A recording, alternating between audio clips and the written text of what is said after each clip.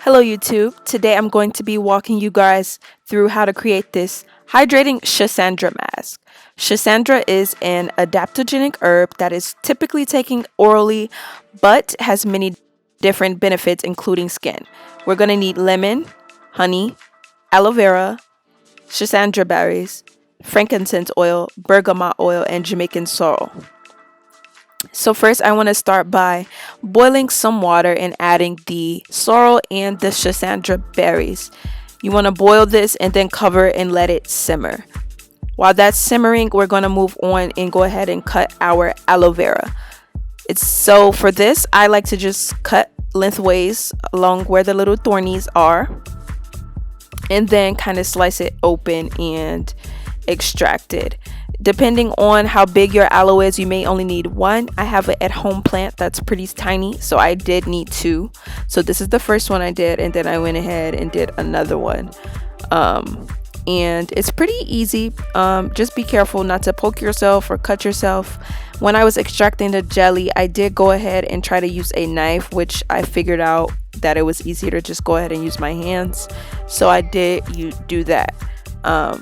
And also, guys, please tell me if you like my little ceramic bowls in this video. If you have followed me on Insta, been doing ceramics and I love all my creations.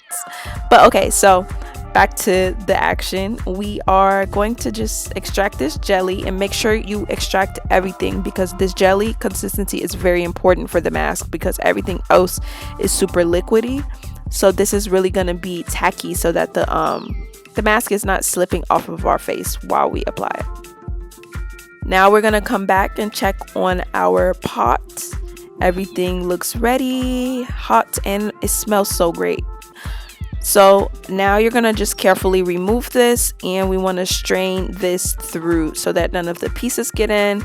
You're going to need another little container for this. Yeah, we're just going to strain this. Make sure you don't make any messes or burn yourself. Then we're going to strain some lemon into the aloe vera. I only used half a lemon for mine and then added some honey. I'm down to the bottom of my honey. I would have preferred to add a little bit more, but I'm working with what I have and I used the wildflower honey for this one. Then we're going to add our oils. Oils are completely up to your discretion. These are what I had on hand, so feel free to use whatever you have on hand. Also, I didn't mention Schisandra can be bought online or check your local health food stores.